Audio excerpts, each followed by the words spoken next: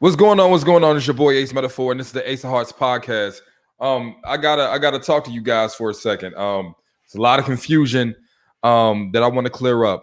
I made a video yesterday on Facebook and Instagram, and it said that narcissistic like person, they know that they are hurting you, and a lot of times we feed into this blissful ignorance of thinking that people are not self-aware enough to know that no one in their life has continued to put up with them except for a few select individuals. That person has watched the behaviors they displayed lead to one person leaving their life, another.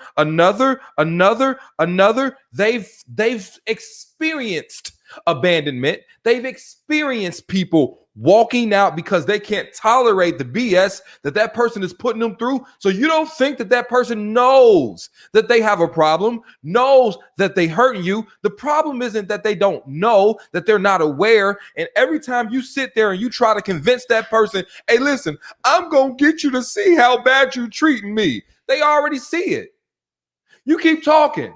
I'm going to explain to you over and over again how you doing me wrong. They know.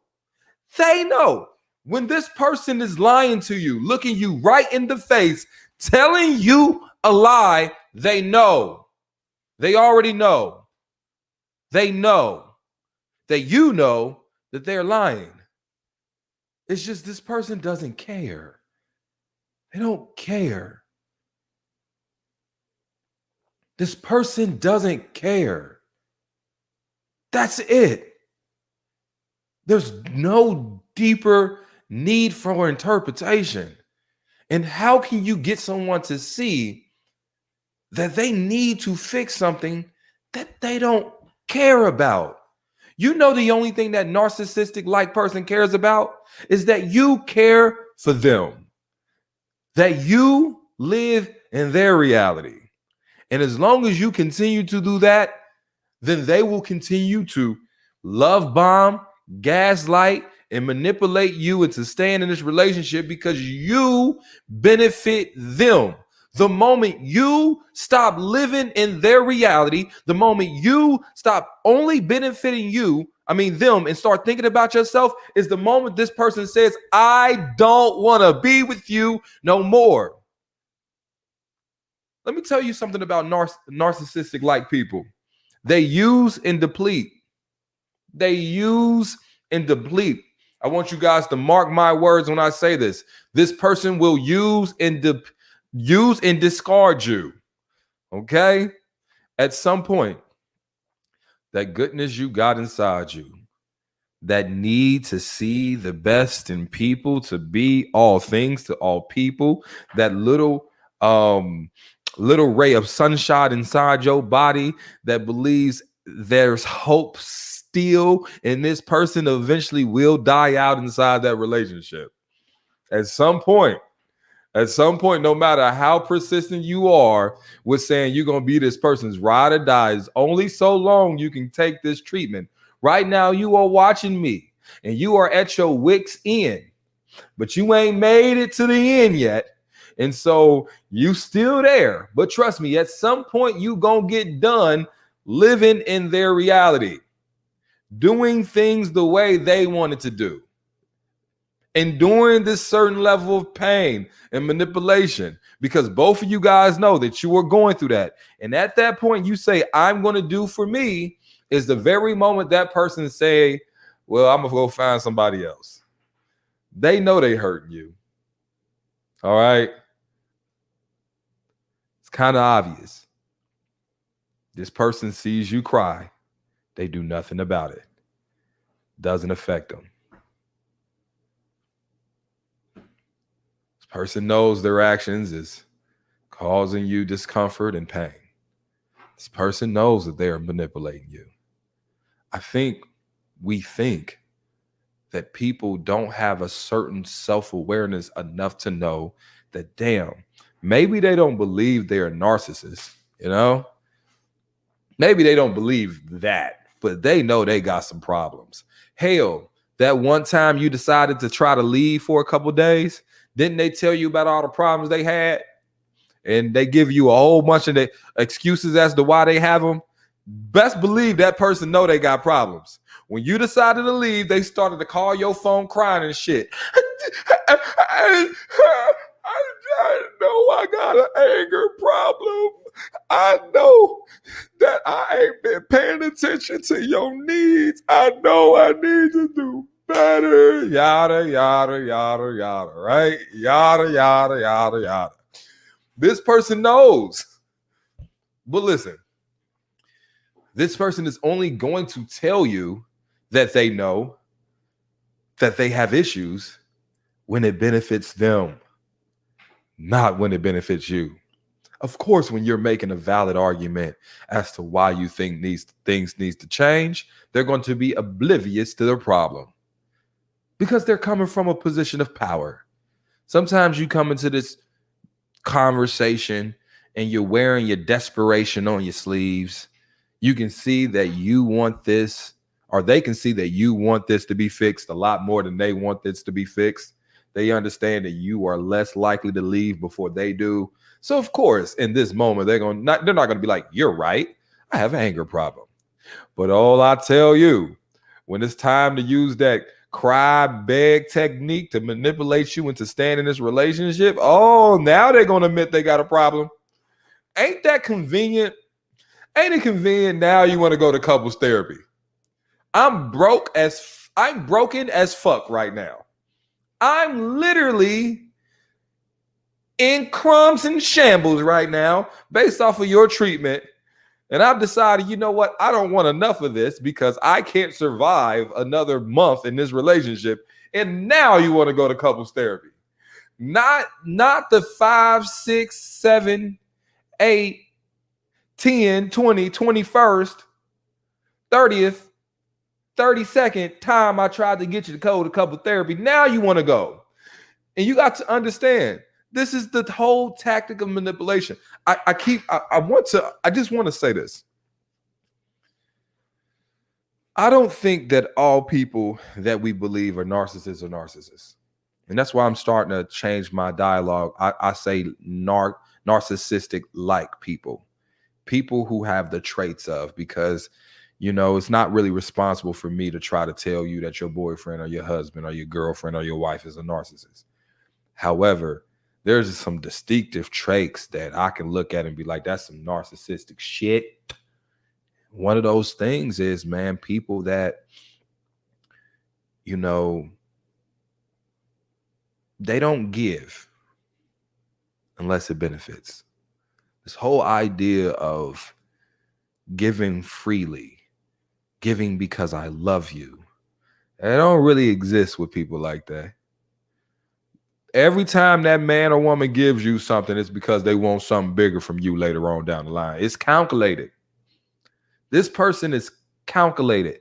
It takes a certain level of calculation to be able to manipulate an otherwise healthy individual into submitting, into living in their realm of reality. This grandiose, like, you have to build me up. I want your compliments. I want to feel more important. You know, in this relationship, I want to control shit. It takes a certain level to pick a otherwise healthy, reasonable individual and get them to submit to that. So what I will say is, a person like that know that they got some motherfucking problems. The difference is this is a lack of empathy. And I think that is a hallmark sign of these narcissistic like people. When you have a lack of empathy, there's a disconnect for just doing basic good shit for people. You know, basic give and take. You know, basic. You know, and when you don't have that empathy, it's kind of impossible to be in relationships. So I want to end it with this. I was on tour this weekend and someone asked me an important question. They was like, how do I get my man to heal from his unhealthy tendencies? She even mentioned some tendencies that seem to be rather narcissistic.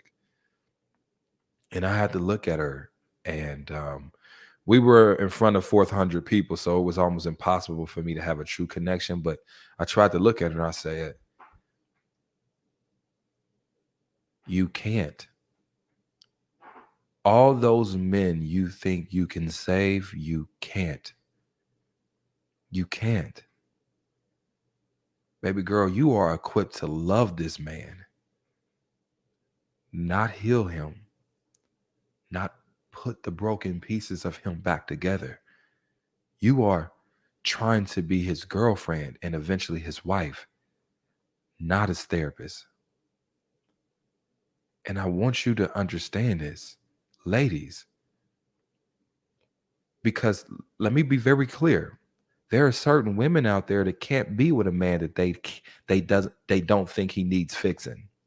Some of you guys pursue men that you think needs fixing because you wouldn't know what to do in a relationship where you didn't have to build a man. Seriously. Seriously. So what I'm trying to say is, are you trying to be this man's love or his therapist? Are you his partner or the help? And this is rhetorically, you have to ask yourself. I want you to be everything you need to be to yourself, be for yourself and others. But I want you to know that you have limitations. You are not qualified to teach and untangle the web of unhealthiness this individual have experienced in his life. You're not qualified. You're not. And I can't put it any simpler than that. You are not qualified to heal that man. You're not. You are qualified to love him, support him, be his partner.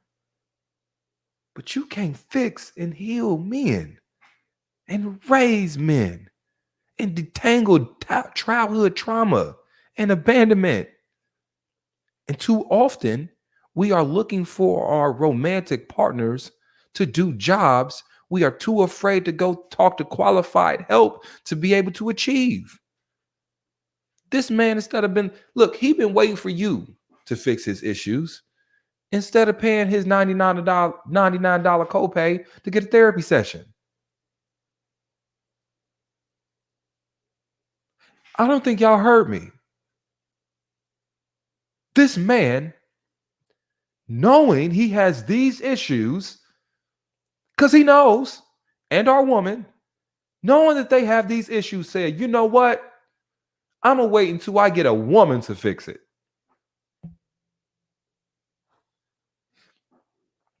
If this man was having a heart attack, would you try to do a triple bypass surgery on this man? Answer my question. Put it in the comment section.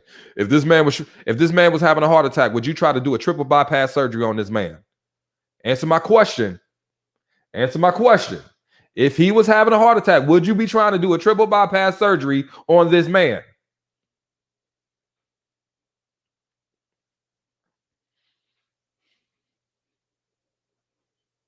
No, you're not qualified. You're not qualified. You're not. Anything over this dude needing a Band-Aid, you're not qualified to help him with medically. Okay? You're going to drive him to the hospital. That's what you're going to do. But let this man have some mental illness, some mental problems, some emotional disconnect, some inability to feel and empathize and communicate. You feel like you're going to pull out your doctor's first aid kit and go to work like you qualified. You not qualified. You not.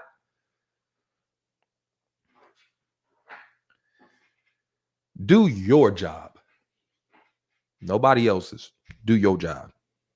The one thing I learned when I used to play football, and coach used to always tell us, do your job. Cover your assignment. Stick in your lane. In that man's life, your lane is to love him.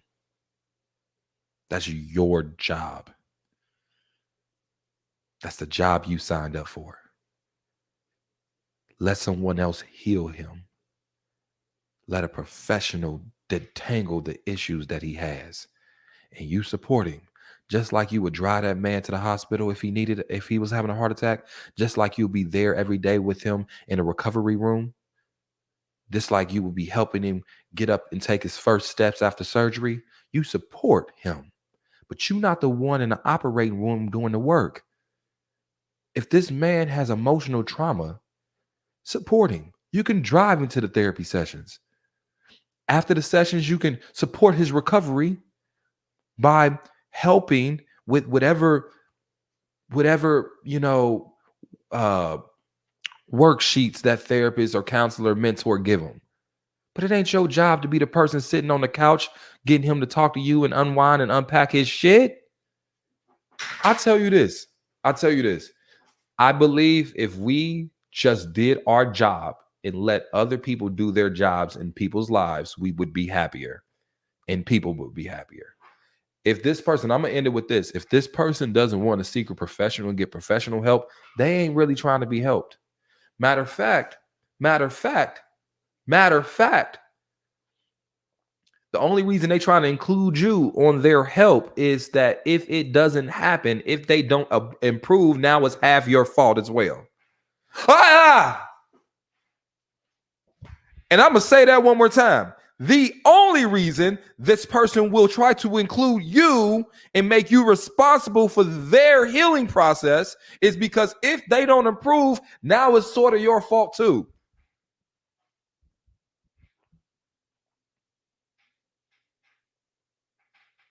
You hear me?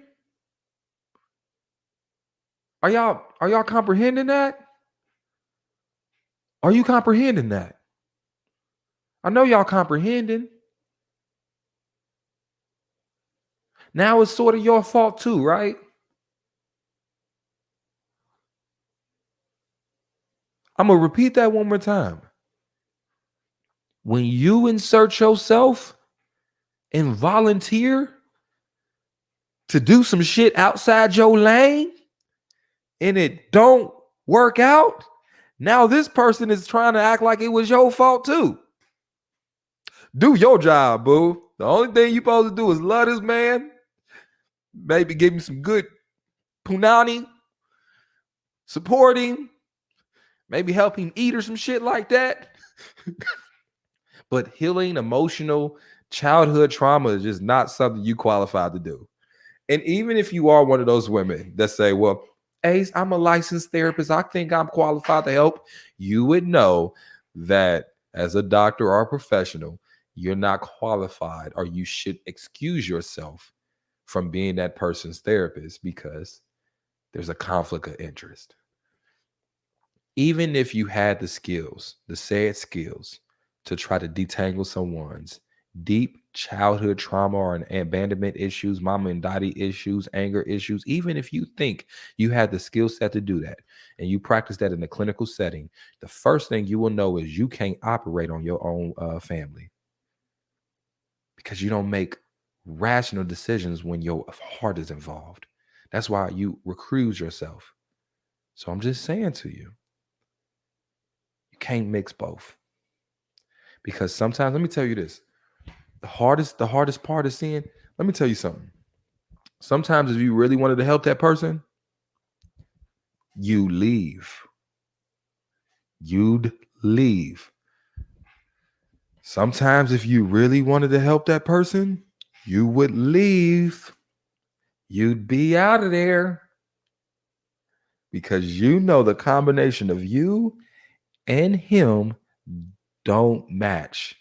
You know, regardless of whether his triggers are justified or not, are unreasonable or reasonable, you know whatever you do is a trigger for him. Not saying that your actions is bad, intentional.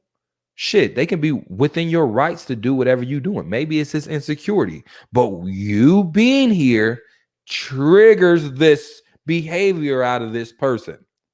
Regardless if it's a unreasonable or unforeseen trigger. And you would know that maybe this person should remove themselves so they're not in the path of the anger of this triggered person. But you love him. So you're not going to make that motherfucking decision. That's what I'm saying. Sometimes your heart is too involved to even help, even if you was qualified to do it. Because you would know the first thing anybody would tell you and him is that y'all need to separate. But that's not an option for you because you love this man. All right.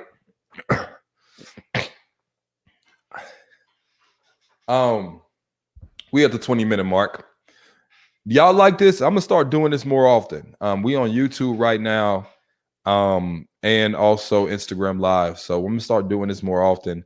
I'm gonna try to do one a day, one topic a day, just some brainstorming shit. You know what I'm saying? If y'all trying to grow and learn with your boy, we'll be here. Probably late afternoon, early evening. Okay. I love you guys. Also, if you're watching on YouTube, if you want to ask me questions going forward, I'm gonna put a link below where you can text me and I'll give you links to be able to ask me questions. Okay. Matter of fact, let's do this. Matter of fact, I want to take one question live real quick. I'm gonna take one question live. Please be on topic. Please be on topic. And also, not only just be on topic, but also you have to have your camera on and you have to be in a quiet place. Sound good? I just posted the link, okay? I just posted a link. So if you're on YouTube, you can, hold on. Why did I put myself in timeout? Did I put myself in timeout? How did I put myself in timeout? Oh, no, that's not where I need to be. Hold on. Why I put myself in timeout? Oh, never mind. I know what I'm doing. Hold on 2 seconds, y'all. Hold on 2 seconds. I know what I'm doing. All right, listen. I'm about to post this link. If you guys want to ask me a question, damn, I really did put myself in timeout. Never mind. I don't even know how I did that. So whatever. Next time. How I put my own self in timeout? I don't know how I did that. I love you guys. I will talk to you guys later. All right. Peace out. Instagram Live. Y'all can stay right there.